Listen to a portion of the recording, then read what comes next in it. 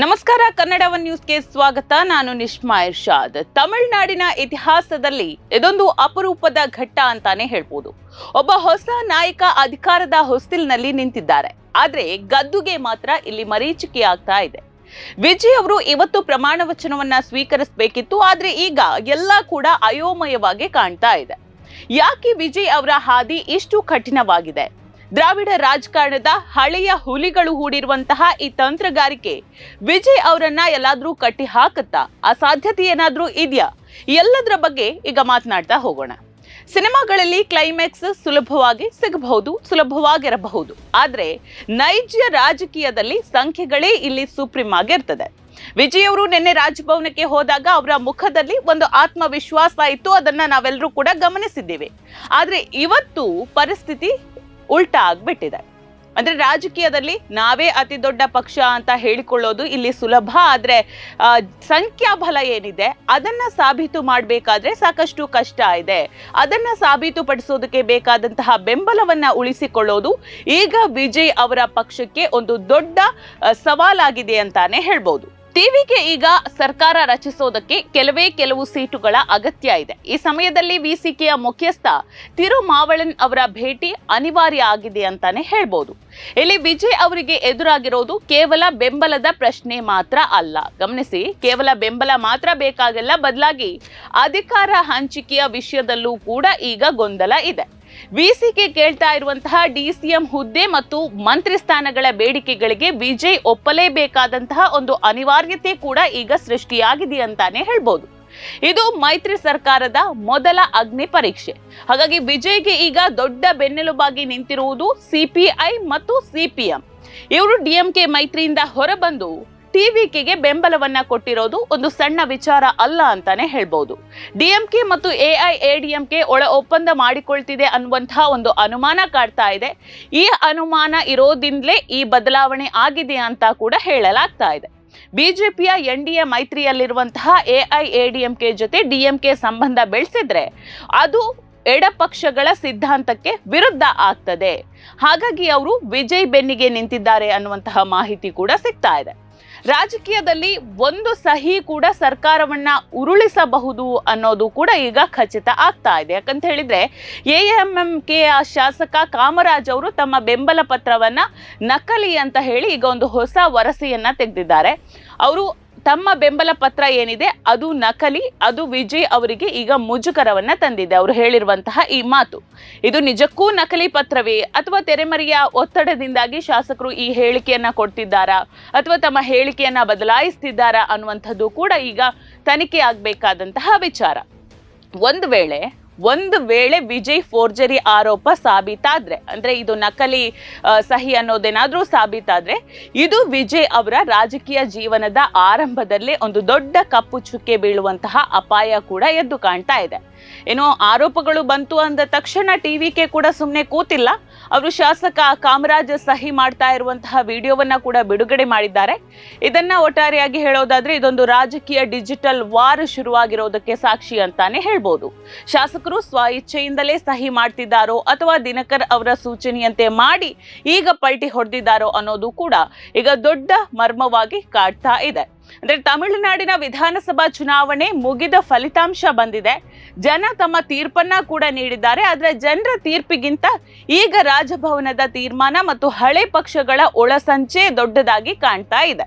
ನೀವು ಗಮನಿಸಿರಬಹುದು, ಅತಿ ದೊಡ್ಡ ಪಕ್ಷವಾಗಿ ಹೊರಹೊಮ್ಮಿದಂತಹ ವಿಜಯ್ ಅವರ ಟಿವಿಕೆ ಅಧಿಕಾರ ನೀಡೋದಕ್ಕೆ, ಟಿವಿಕೆ ಪಕ್ಷಕ್ಕೇನಿದೆ ಅದಕ್ಕೆ ಅಧಿಕಾರ ನೀಡೋದಕ್ಕೆ ರಾಜ್ಯಪಾಲರು ಯಾಕೆ ಇಲ್ಲಿ ಮೀನಾಮೇಷವನ್ನ ಎತ್ತುತ್ತಿದ್ದಾರೆ, ಮೀನಾಮೇಷವನ್ನ ಎಣಿಸ್ತಿದ್ದಾರೆ ಅನ್ನುವಂಥದ್ದು ಈಗ ಇರುವಂತಹ ಪ್ರಶ್ನೆ.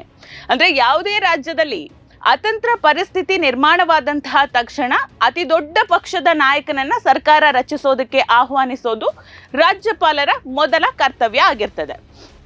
ಆದ್ರೆ ಈಗ ತಮಿಳುನಾಡಿನಲ್ಲಿ ರಾಜ್ಯಪಾಲರ ನಡೆ ಅನೇಕ ಪ್ರಶ್ನೆಗಳನ್ನ ಇಲ್ಲಿ ಹುಟ್ಟು ಹಾಕ್ತಾ ಇದೆ. ವಿಜಯ್ ಅವರು ಬೆಂಬಲ ಪತ್ರಗಳನ್ನ ನೀಡಿದ್ರೂ ಕೂಡ ಪ್ರತಿಯೊಂದನ್ನು ಸೂಕ್ಷ್ಮವಾಗಿ ಪರಿಶೀಲಿಸ್ತೀವಿ ಅನ್ನುವಂತಹ ನೆಪದಲ್ಲಿ ಕಾಲಹರಣವನ್ನ ಮಾಡ್ತಾ ಇದ್ದಾರೆ ರಾಜ್ಯಪಾಲರು. ಹಾಗಾಗಿ ಇದು ವಿಜಯ್ ಅವರಿಗೆ ಸಮಯದ ಅಭಾವ ತಂದೊಡ್ಡದಕ್ಕೆ ಮಾಡ್ತಾ ಇರುವಂತಹ ಒಂದು ತಂತ್ರದಂತೆ ಎದ್ದು ಕಾಣ್ತಾ ಇದೆ. ಇದು ನೇರವಾಗಿ ಪ್ರಜಾಪ್ರಭುತ್ವದ ಆಶಯಗಳಿಗೆ ವಿರುದ್ಧವಾದ ನಡೆ ಅಂತಾನೆ ಹೇಳ್ಬೋದು. ಇನ್ನು ರಾಜ್ಯಪಾಲರು ಯಾವಾಗ ನಿರ್ಧಾರ ತೆಗೆದುಕೊಳ್ಳೋದಕ್ಕೆ ವಿಳಂಬ ಮಾಡ್ತಾರೋ, ಗಮನಿಸಿ, ರಾಜ್ಯಪಾಲರು ಯಾವಾಗ ನಿರ್ಧಾರವನ್ನ ತೆಗೆದುಕೊಳ್ಳೋದಕ್ಕೆ ವಿಳಂಬ ಮಾಡ್ತಾರೋ ಆಗ ಅಲ್ಲಿ ಶಾಸಕರ ಖರೀದಿ ಅಥವಾ ಏನ್ ಕುದುರೆ ವ್ಯಾಪಾರ ಅಂತ ಹೇಳ್ತೀವಿ ಅದಕ್ಕೆ ಅವಕಾಶ ಮಾಡಿಕೊಂಡಂತೆ ಆಗ್ತದೆ. ಅತಿ ದೊಡ್ಡ ಪಕ್ಷಕ್ಕೆ ಬಹುಮತ ಸಾಬೀತುಪಡಿಸೋದಕ್ಕೆ ಸದನದಲ್ಲಿ ಅವಕಾಶವನ್ನ ಕೊಡಬೇಕಿತ್ತು. ಆದ್ರೆ ರಾಜ್ಯಪಾಲರು ಮೀನಾಮೇಷವನ್ನ ಎಣಿಸ್ತಾ ಇದ್ದಾರೆ. ಅವಕಾಶವನ್ನ ನೀಡುವ ಬದಲು ರಾಜಭವನದಲ್ಲೇ ಲೆಕ್ಕಾಚಾರ ಹಾಕೋದು ಸಂವಿಧಾನದ ಆಶಯಕ್ಕೆ ಧಕ್ಕೆ ತರುವಂತಹ ವಿಚಾರ. ರಾಜ್ಯಪಾಲರ ಈ ವಿಳಂಬ ನೀತಿಯಿಂದಾಗಿ ಹೊಸದಾಗಿ ಉದಯಿಸುತ್ತಿರುವಂತಹ ಪಕ್ಷಕ್ಕೆ ಅನ್ಯಾಯವಾಗ್ತಿದೆ ಅನ್ನುವಂತಹ ಟೀಕೆಗಳು ಕೂಡ ಈಗ ರಾಜಕೀಯವಾಗಿ ವ್ಯಕ್ತವಾಗ್ತಾ ಇದೆ. ಇನ್ನು ತಮಿಳುನಾಡು ರಾಜಕೀಯದಲ್ಲಿ ಅತಿ ದೊಡ್ಡ ವಿಪರ್ಯಾಸ ಅಂತ ಹೇಳಿದ್ರೆ ಡಿಎಂಕೆ ಮತ್ತು ಎಐಎಡಿಎಂಕೆ ಜೊತೆಯಾಗಿ ಕೈ ಜೋಡಿಸ್ತಾ ಇರೋದು. ಬದ್ಧ ವೈರಿಗಳು ಡಿಎಂಕೆ ಮತ್ತು ಎಐಎಡಿಎಂಕೆ. ಆದ್ರೆ ಈಗ ಅಧಿಕಾರದ ಹಪಾಹಪಿಗೋಸ್ಕರ ಇಬ್ರು ಒಟ್ಟಿಗೆ ಕೈ ಜೋಡೋದಕ್ಕೆ ರೆಡಿ ಆಗಿದ್ದಾರೆ ಅನ್ನುವಂತಹ ಮಾತು ಕೂಡ ಕೇಳಿ ಬರ್ತಾ ಇದೆ. ದಶಕಗಳ ಕಾಲ ಒಬ್ಬರ ಮುಖವನ್ನ ಒಬ್ರು ನೋಡದಂಥವ್ರು, ಸೈದ್ಧಾಂತಿಕವಾಗಿ ಕೂಡ ಪರಸ್ಪರ ವಿರೋಧಿಗಳು ಇವರು. ಸೈದ್ಧಾಂತಿಕವಾಗಿ ಪರಸ್ಪರ ವಿರೋಧಿಸುವ ಈ ಎರಡು ಪಕ್ಷಗಳು ಈಗ ಒಂದಾಗ್ತಿದೆ ಅಂತ ಹೇಳಿದ್ರೆ ಅದಕ್ಕೆ ಕಾರಣ ಏನು? ಕಾರಣ ಬೇರೆ ಏನೂ ಇಲ್ಲ, ಅಧಿಕಾರದ ಲಾಲಾಸೆ ಅಂತಾನೆ ಹೇಳ್ಬೋದು. ಇಲ್ಲಿ ಸಿದ್ಧಾಂತಗಳಿಲ್ಲ, ಜನರ ಹಿತ ಇಲ್ಲ, ಕೇವಲ ಒಬ್ಬ ಹೊಸ ನಾಯಕನನ್ನ ಅಧಿಕಾರದಿಂದ ದೂರ ಇಡಬೇಕು ಅನ್ನುವಂತಹ ಸ್ವಾರ್ಥ ಅಷ್ಟೇ ಸದ್ಯಕ್ಕೆ ಇಲ್ಲಿ ಈ ಇಬ್ರು ಒಪ್ಪಂದ ಮಾಡಿಕೊಂಡ್ರೆ ಅಲ್ಲಿ ಎದ್ದು ಕಾಣ್ತಾ ಇರೋದು. ತಮಿಳುನಾಡಿನ ಜನ ಈ ಬಾರಿ ಬದಲಾವಣೆಯನ್ನ ಬಯಸಿದ್ರು. ಹಾಗಾಗಿ ಟಿವಿಕೆ ಪಕ್ಷ ಅತಿ ದೊಡ್ಡ ಪಕ್ಷವಾಗಿ ಹೊರಹೊಮ್ಮಿದೆ. ಆದ್ರೆ ಈ ದ್ರಾವಿಡ ದಾಯಾದಿಗಳು ಜನರ ತೀರ್ಪನ್ನ ಗೌರವಿಸುವ ಬದಲು ತಮ್ಮ ಅಸ್ತಿತ್ವವನ್ನ ಉಳಿಸಿಕೊಳ್ಳೋದಕ್ಕೆ ಒಂದಾಗ್ತಾ ಇದ್ದಾರೆ ಅನ್ನುವಂತಹ ಮಾಹಿತಿ ಸದ್ಯಕ್ಕೆ ಸಿಗ್ತಾ ಇದೆ. ಹಾಗಾಗಿ ಈ ಎಲ್ಲ ಕಸರತ್ತುಗಳು ನಡೀತಿದೆ ಅನ್ನುವಂಥದ್ದು ಕೂಡ ಮಾಹಿತಿ ಸಿಗ್ತಾ ಇರುವಂತದ್ದು. ಇದು ಮತದಾರರಿಗೆ ಮಾಡುವಂತಹ ಅತಿ ದೊಡ್ಡ ದ್ರೋಹ ಅಂತಾನೆ ಹೇಳ್ಬೋದು. ಜನರು ಒಂದು ಪಕ್ಷವನ್ನ ಅತಿ ದೊಡ್ಡ ಪಕ್ಷವಾಗಿ ಸೆಲೆಕ್ಟ್ ಮಾಡಿ ಕಳಿಸಿದ್ದಾರೆ ಮತದಾರರು ತೀರ್ಪು ಕೊಟ್ಟು. ಆದ್ರೆ ಅದನ್ನೆಲ್ಲವನ್ನ ಮೀರಿ ಮೈತ್ರಿ ಮಾಡಿಕೊಂಡು ಈ ಇಬ್ರು ದಾಯಾದಿಗಳು ಮತ್ತೆ ಒಂದಾಗುವಂತಹ ಸೂಚನೆ ಇದೆಯಲ್ಲ, ಇದು ಮತದಾರರಿಗೆ ಮಾಡುವಂತಹ ಅತಿ ದೊಡ್ಡ ದ್ರೋಹ ಅಂತಾನೆ ಹೇಳ್ಬಹುದು. ಅಣ್ಣಾದುರೈ ಮತ್ತು ಎಂಜಿಆರ್ ಅವರ ಕಾಲದ ಸೈದ್ಧಾಂತಿಕ ಹೋರಾಟ ಈಗ ಪ್ರೆಸೆಂಟ್ ಏನಿದೆ, ಈಗ ಕುರ್ಚಿಗಾಗಿ ನಡೀತಾ ಇರುವಂತಹ ಸರ್ಕಸ್ ಆಗಿ ಬದಲಾಗಿರುವುದು ನಿಜಕ್ಕೂ ಖೇದಕರ ಅಂತಾನೆ ಹೇಳ್ಬೋದು. ಒಂದ್ ವೇಳೆ ಜಯಲಲಿತಾ ಮತ್ತು ಕರುಣಾನಿಧಿ ಇದ್ದ ಕಾಲದಲ್ಲಿ ಇಂತಹ ಒಂದು ಮೈತ್ರಿಯನ್ನ ಯಾರೂ ಕೂಡ ಊಹಿಸೋದಕ್ಕೆ ಸಾಧ್ಯ ಇರಲಿಲ್ಲ. ನೀವೇ ನೋಡಿ, ಕರುಣಾನಿಧಿ ಇದ್ದಿದ್ರು, ಜಯಲಲಿತಾ ಅವರು ಇದ್ದಿದ್ರು ಕೂಡ ಈ ರೀತಿಯಾದಂತಹ ಮೈತ್ರಿ ಯಾವತ್ತೂ ನಡೀತಾ ಇರಲಿಲ್ಲ. ಖಂಡಿತವಾಗಿಯೂ ಅದು ನಡೆಯೋದಕ್ಕೆ ಚಾನ್ಸ್ ಕೂಡ ಇರಲಿಲ್ಲ. ಆದ್ರೆ ಇವತ್ತಿನ ನಾಯಕರು ತಮ್ಮ ರಾಜಕೀಯ ಭವಿಷ್ಯದ ಭಯದಿಂದ ಬದ್ಧ ಶತ್ರುಗಳ ಜೊತೆಗೆ ಕೈ ಜೋಡಿಸೋದಕ್ಕೆ ಈಗ ಸಿದ್ಧ ಆಗಿದ್ದಾರೆ. ಇದು ರಾಜಕೀಯ ನೈತಿಕತೆಯ ಪತನವನ್ನ ಇಲ್ಲಿ ಸೂಚಿಸ್ತಾ ಇದೆ. ಹೊಸ ಒಂದು ಶಕ್ತಿ ಏನಿದೆ ಅದನ್ನ ಹತ್ತಿಕ್ಕೋದಕ್ಕೆ ಹಳೆ ಶಕ್ತಿಗಳು ಒಂದಾಗ್ತಾ ಇರೋದು ತಮಿಳುನಾಡಿನ ಪ್ರಗತಿಗೆ ಮಾರಕ ಆಗಬಹುದು ಅಂತ ಕೂಡ ಜನರು ಹೇಳ್ತಾ ಇದ್ದಾರೆ.